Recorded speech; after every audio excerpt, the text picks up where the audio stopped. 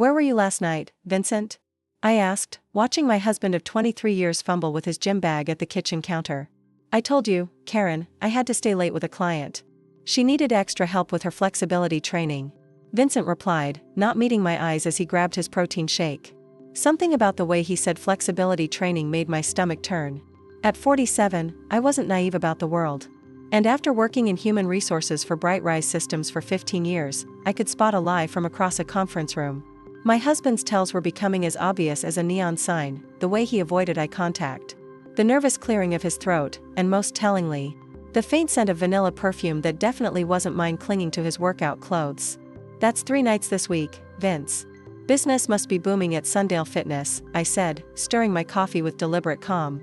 Vincent, at 52, had always been proud of his physique. Even now, his graying temples and laugh lines couldn't hide the fact that he still turned heads at the gym where he worked as a personal trainer.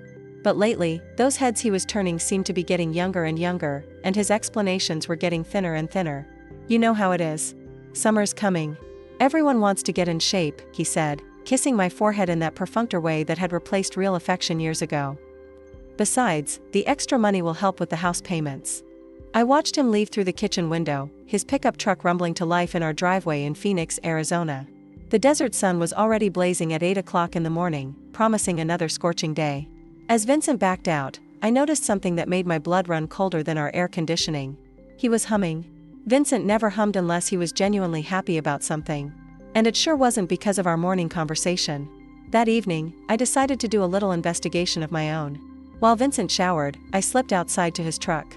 The summer heat still radiated from the metal, making me squint as I opened the driver's side door.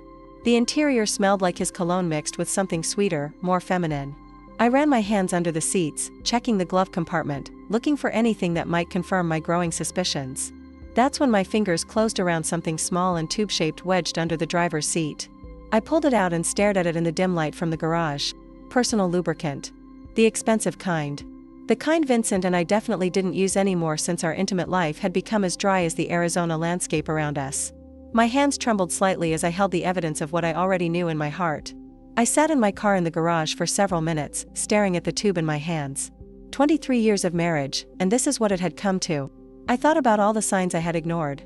The new clothes, the sudden interest in protein supplements that promised to boost energy and vitality, the way he started doing extra laundry and taking longer showers. Vincent had always been charming. That's what attracted me to him when we met at a community college fitness class in 2001. I was 24, fresh out of my human resources degree program, and he was 29, already working as a trainer with dreams of opening his own gym someday. He had this way of making everyone feel like they were the most important person in the room. Whether he was helping an elderly woman learn to use the elliptical or teaching a nervous teenager how to lift weights properly. Back then, I loved that quality about him. I loved watching him light up when he talked about helping people transform their bodies and their confidence. We got married 2 years later in a small ceremony at a resort in Sedona, surrounded by red rocks and big dreams. For years, we talked about having children, maybe buying a bigger house, possibly even that gym he always wanted. But somewhere along the way, those dreams faded. The gym never materialized because Vincent could never save enough money or commit to a business plan. The children never came because we could never agree on timing. And then suddenly we were in our 40s and the conversation just stopped happening. The bigger house remained a fantasy as we struggled with the mortgage on our modest 3-bedroom ranch in a decent neighborhood near Camelback Mountain. I started to notice changes about 6 months ago. Vincent began working later and taking on more clients, which should have been good news for our finances. But instead of being tired when he came home, he seemed energized, almost giddy. He started buying new workout clothes, expensive ones from brands I'd never heard of. He upgraded his phone and became protective of it, taking it with him to the bathroom and keeping it face down during dinner. Then there were the mysterious phone calls that he would step outside to take, claiming they were from clients with scheduling questions. The way he started talking about one client in particular, a young woman named Kylie, who was really dedicated to her fitness journey and needed specialized attention for her unique goals. I had never been the jealous type. In our early years, I was secure in our relationship and proud that other women found my husband attractive, but this felt different. This felt like he was slipping away from me, one late-night training session at a time. The worst part was how he tried to make me feel crazy for noticing. When I asked about the perfume smell, he said it was from cleaning products at the gym. When I mentioned his new clothes, he claimed his old ones were getting worn out. When I questioned the late nights, he acted like I was being controlling and unsupportive of his career. But now I had proof. Hard tangible evidence that my instincts were right. I slipped the tube into my pocket and went back inside, my mind racing with possibilities.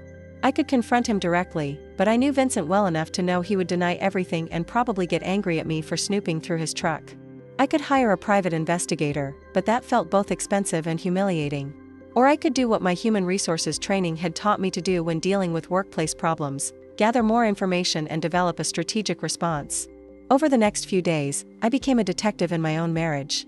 I started paying closer attention to Vincent's patterns.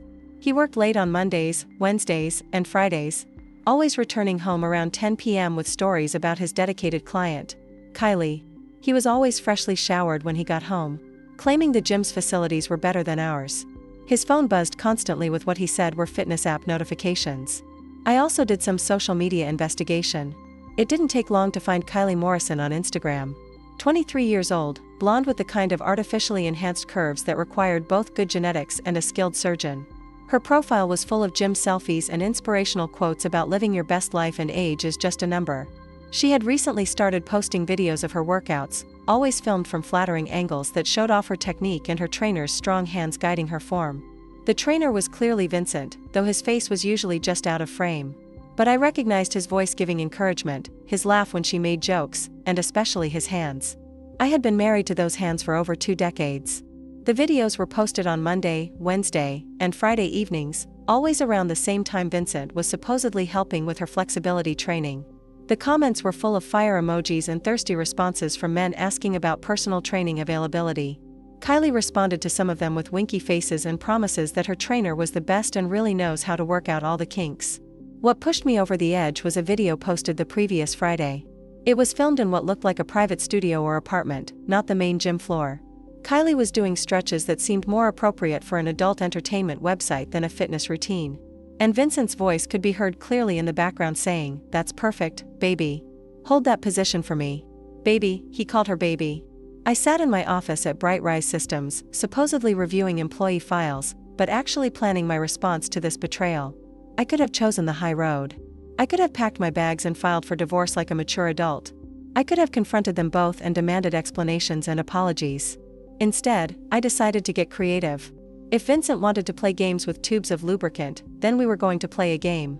But this time, I was going to control the rules, and I was going to make sure that everyone involved learned a lesson they would never forget. That Saturday morning, I woke up with a clarity I hadn't felt in months. Vincent was still sleeping, snoring softly beside me like he didn't have a care in the world. I slipped out of bed and made my way to the kitchen, where I started my day with a cup of coffee and a very specific shopping list. My first stop was Home Depot. I walked through the aisles with the confidence of someone who knew exactly what she was looking for. In the adhesive section, I found what I needed. Gorilla Glue Professional Grade, the kind that creates an instant permanent bond that can only be separated with industrial solvents, or in extreme cases, medical intervention. The teenage cashier barely looked up as he rang up my purchase. "Working on a project?" he asked with the polite disinterest of someone making minimum wage. "You could say that," I replied, smiling sweetly. Something that needs to stick forever. My second stop was a medical supply store where I purchased a large syringe, the kind used for administering medications to livestock. The clerk asked if I had horses, and I told her I was helping a friend with her ranch animals. Another small lie in what was becoming a very strategic operation. Back home, Vincent was in the shower getting ready for what he claimed was a Saturday morning training session with a new client who could only meet on weekends. I could hear him humming again. That same contented sound that now made my skin crawl. I worked quickly and carefully in the kitchen. Using the syringe, I extracted every drop of lubricant from the tube I had found in his truck. Then, with the precision of someone who had spent years managing employee benefits and workplace safety protocols, I refilled it with the Gorilla Glue. The consistency was remarkably similar, and the tube resealed perfectly. Unless someone squeezed it out and examined it closely, they would never know the difference. I wiped down the tube, removing any fingerprints, and slipped it back under Vincent's driver's seat, exactly where I had found it. My heart was pounding with a mixture of adrenaline and satisfaction. This wasn't just about catching a cheater. This was about ensuring that the consequences of his actions would be immediate, undeniable, and unforgettable. Vincent emerged from the shower looking like he was heading to a photo shoot instead of a training session. He had trimmed his beard, used the expensive cologne I had bought him for Christmas, and was wearing workout clothes that probably cost more than my car payment. Big session today? I asked innocently, not looking up from my morning crossword puzzle. Yeah, this new client is really motivated. Might take a few hours, he said, checking his reflection in the hallway mirror one more time. Well, you certainly look motivated, too, I said, allowing just a hint of sarcasm to creep into my voice. He kissed the top of my head, the same perfunctory gesture he had been giving me for months. Love you, babe. Don't wait up if I'm late. I watched him leave. And as soon as his truck disappeared down the street, I put the second phase of my plan into motion. I called Vincent's mother, Doris, who lived about 20 minutes away in Scottsdale. Doris, it's Karen. Are you busy today? I was thinking we could have a girls' day. Maybe brunch and pedicures. Doris was delighted. At 74, she didn't get as many social invitations as she used to, and she had always liked me better than Vincent probably deserved. She had been making subtle comments lately about how Vincent seemed different and how she hoped he was treating me well. That sounds wonderful, honey. Should I pick you up? Actually, I'll come get you. I need to get out of the house for a while. Perfect. This would establish my alibi and ensure that I was nowhere near the scene when Vincent and his flexibility. Student discovered my little modification to their afternoon plans. I picked up Doris at noon and we headed to a trendy brunch spot in Old Town Scottsdale. She was wearing one of her colorful pantsuits and had clearly put effort into her appearance, excited for our outing. As we settled into our booth, I felt a twinge of guilt about involving her in my revenge plot, even indirectly. But I also knew that if my plan worked, she would eventually learn the truth about her son's behavior. Anyway, you look lovely today, Karen, but you seem a little tense. Is everything all right with you and Vincent? Doris asked, studying me over her reading glasses as she perused the menu. Oh, you know how it is. Marriage has its ups and downs, I said, taking a sip of my mimosa. Vincent's been working a lot lately. Lots of new clients who need extra attention. Doris said, and something in her tone made me look up. He's always been popular with the ladies, even as a boy. Sometimes I worry that he inherited too much of his father's charm and not enough of his sense. This was the most direct Doris had ever been about Vincent's character flaws, and it surprised me. I had always assumed she was blind to her son's faults, the way most mothers are. Has he said anything to you about his work lately? I asked carefully. He mentioned some young woman who's been taking up a lot of his time. Said she was very dedicated but needed specialized training. Doris paused, then added with a knowing look. I've been around long enough to know what specialized training usually means when it comes to pretty young women and men going through midlife crisis. I nearly choked on my mimosa. Doris. Oh, honey, I'm not blind. Vincent's father went through the same thing when he turned 50. Started buying sports cars and dating his secretary. She reached across the table and patted my hand. The difference is you're not the kind of woman who will put up with that nonsense. And Vincent's not smart enough to realize what he's about to lose. We spent the next 2 hours talking about everything except Vincent's infidelity. Though it hung in the air between us like desert heat.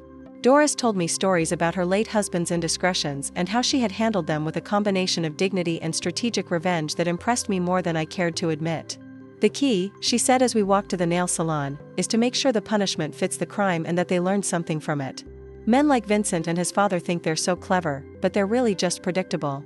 At 3 p.m., as we were having our toenails painted in matching shades of coral pink, my phone buzzed with a text from Vincent. Session running long. Probably won't be home until late. Don't wait up. I showed the message to Doris, who rolled her eyes. Right on schedule, she said. His father used to send me the exact same kinds of messages. I felt a strange sense of calm wash over me as I stared at my phone. By now, Vincent and Kylie were probably well into their flexibility training session. I imagined them in whatever private location they had been using for their encounters, thinking they were so clever and discreet. I pictured Vincent reaching for his special lubricant, confident in his routine, completely unaware that his wife had turned his tool of infidelity into an instrument of justice. You know what, Doris? I said, settling back in my pedicure chair. I think today is going to be a very good day. She smiled at me with the satisfaction of a woman who had seen this story before and knew exactly how it was going to end. By 4:00 p.m., Doris and I were browsing through an antique shop in Old Town, admiring vintage jewelry and sharing stories about our younger days. The afternoon was proceeding exactly as I had planned, a perfect alibi filled with receipts, witnesses, and timestamps that would prove I was nowhere near the scene of what I hoped was about to unfold. My phone buzzed again. This time, it wasn't a text from Vincent, but a notification from the neighborhood app that someone in my area was reporting unusual emergency vehicle activity. I felt my pulse quicken, but I kept my expression neutral as I continued examining a vintage bracelet. Oh my, Doris said, looking at her own phone. My neighbor is posting about fire trucks in your neighborhood. I hope everything's all right. Fire trucks? I asked, putting just the right amount of concern in my voice. I hope none of our neighbors are having an emergency. We finished our shopping and I drove Doris home, keeping the conversation light and avoiding the urge to check my phone constantly. When I finally dropped her off at her house, she squeezed my hand before getting out of the car. Whatever happens next, dear, remember that you deserve better than what you've been getting. And sometimes the universe has a way of making sure people get exactly what they deserve. The drive back to my neighborhood felt both eternal and too short. As I turned onto my street, I could see a small crowd of neighbors gathered on the sidewalk, many holding their phones and talking in excited whispers. The emergency vehicles were gone, but the air of scandal remained. I parked in my driveway and walked over to my neighbor Janet, who was practically vibrating with excitement. Karen, you just missed all the drama. The fire department had to respond to that Airbnb house 3 doors down. Apparently, 2 people got stuck together during, she paused dramatically, intimate activities. Stuck together? I asked, allowing my eyes to widen with genuine curiosity. Some kind of adhesive accident. The paramedics couldn't separate them, so they had to call in the fire department with special equipment. They carried them out on stretchers, still attached, covered in bed sheets. It was like something out of a movie. Another neighbor, Bob, chimed in. My wife got the whole thing on her Ring camera. They're saying it might go viral. The guy looked familiar, though. Wasn't he that trainer from the gym on 32nd Street? My heart was pounding with a mixture of satisfaction and disbelief. It had actually worked. The plan had gone better than I could have imagined. The trainer from Sundale Fitness? I asked innocently. I think my husband works there. I hope it wasn't anyone we know. Hard to tell with the bed sheets, Janet said. But whoever it was is going to have a lot of explaining to do. The fire chief said they'd never seen anything like it. Apparently, whatever they used was industrial strength. I excused myself and went inside, my hands shaking slightly as I closed the front door behind me. In the quiet of my kitchen, I allowed myself a moment of pure, unadulterated satisfaction. Vincent had spent months thinking he was so clever, so discreet, so much smarter than his boring wife, who spent her days managing employee benefits and workplace safety protocols. But he had forgotten that his boring wife was very, very good at managing situations that required attention to detail, strategic planning, and an understanding of cause and effect. My phone rang. Vincent's number appeared on the screen, and I let it go to voicemail. Then it rang again and again. I made myself a cup of tea and settled in to wait for whatever explanation he was going to try to give me. Vincent finally came home at 8 p.m. 3 hours later than usual, walking stiffly and looking like he had been through a war zone. His hair was disheveled. His clothes were different from what he had left in that morning, and his face was flushed with what I could only describe as a combination of humiliation and barely contained panic. Hey babe, he said, trying to sound casual but failing spectacularly. How was your day with my mom? Wonderful, I replied, not looking up from my book. We had brunch, got pedicures, did some shopping. Very relaxing. How was your training session? I watched him struggle with how much to tell me. His jaw worked silently for several moments before he settled on. It was challenging. Had to cut it short because of an emergency. Oh no. What kind of emergency? I asked with perfect concern. I hope your client is okay. She shall be fine. Just a minor accident at the gym. Nothing serious. The beauty of Vincent's situation was that he couldn't tell me the truth without admitting to his affair. But he also couldn't come up with a believable lie that would explain why he looked like he had been through a medical emergency. He was trapped between his infidelity and his pride, and watching him squirm was more satisfying than I had anticipated. That's terrible. What kind of accident? I pressed gently. Just equipment malfunction. The gym is handling it. Insurance and all that. He was sweating now despite our air conditioning. I'm going to take a shower. Good idea, I said sweetly. By the way, Janet mentioned there was some excitement in the neighborhood today. Fire trucks and ambulances at that Airbnb house down the street. Some kind of unusual emergency. Vincent froze halfway to the bathroom, his face going pale. Really? Huh? Didn't hear about that. She said 2 people got stuck together somehow. Can you imagine? What are the odds of something like that happening on the same day you had an equipment malfunction at work? The look on Vincent's face was priceless. Pure terror mixed with the dawning realization that his wife might know more than she was letting on. Over the next few days, the full scope of the disaster became clear. The Ring camera footage had indeed gone viral, racking up millions of views across social media platforms. While Vincent and Kylie's faces weren't clearly visible due to the bed sheets, enough identifying details were shown that people in the local fitness community quickly figured out who they were. Sunningdale Fitness fired Vincent immediately, citing a morals clause in his employment contract and the negative publicity affecting their business. Several of his other clients canceled their sessions, not wanting to be associated with the scandal. Kylie, who had been building a social media following as a fitness influencer, found her comment sections flooded with jokes about being stuck on her trainer and getting really bonded during workouts. The local news picked up the story as a humorous human interest piece, though they were careful not to name names. The anchor delivered the report with barely suppressed laughter, describing it as a cautionary tale about reading labels carefully and proof that some workout equipment requires professional handling.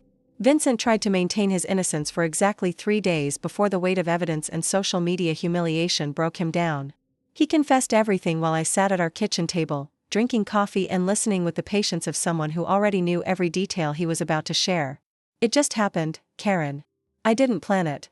She was just so young and enthusiastic, and you and I had been distant for so long, and she made me feel like I was still attractive and vital. And the lubricant under your truck seat? I asked calmly. His face crumpled. How long have you known? Long enough to make an informed decision about our marriage, I replied, sliding the divorce papers across the table toward him.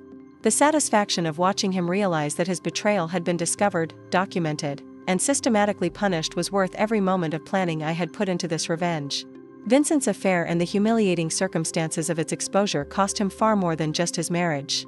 Word spread quickly through Phoenix's tight-knit fitness community, making it nearly impossible for him to find work as a personal trainer. He eventually took a job at a big box store, stocking shelves for a fraction of his previous income. Kylie deleted her social media accounts and moved back to Ohio to live with her parents, her influencer dreams destroyed by memes and mockery. The viral video followed both of them everywhere, a permanent reminder of their poor choices and their underestimation of a woman they thought was too boring to fight back. They had learned in the most public way possible that actions have consequences and that sometimes those consequences come with industrial strength adhesive. I kept the house in the divorce settlement and used my share of Vincent's retirement account to finally take that trip to Italy I had always wanted. As I sat in a cafe in Rome, watching the sunset over ancient streets and sipping wine that cost more than Vincent's daily wages, I reflected on the strange journey that had brought me to this moment of peace. Sometimes revenge isn't about destruction. It's about precision, patience, and ensuring that justice is served with just the right amount of permanent adhesive.